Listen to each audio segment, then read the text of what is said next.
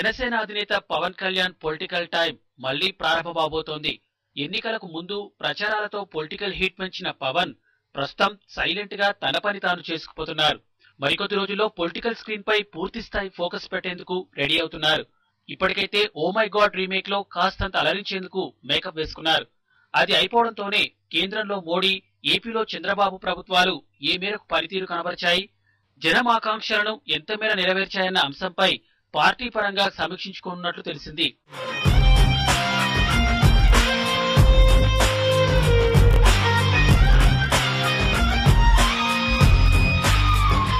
మోడీ అంటే వ్యక్తిగతంగా అభిమానించే పవన్ తాజా నెల రోజుల పాలనపై సంతృప్తితో ఉన్నట్లు పవన్ సన్నిహితులు చెబుతున్నారు.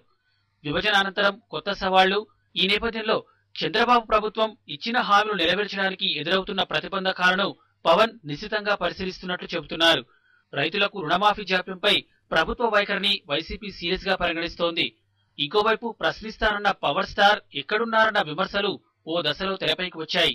వీటన్నిటికీ ఇప్పటి నుంచి జవాబులు చెప్పుకుంటూ వెళ్లడం, నెల రోజుల పాలన ముగియక ముందే స్పందించడం తొందరపాటు చర్య అవుతుందని అనుకుంటున్నారు.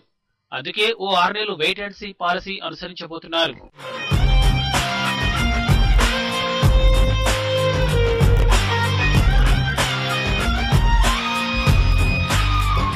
ఎన్నికలకు ముందు పార్టీ ప్రకటించినా పోటీ చేయలేకపోయారు.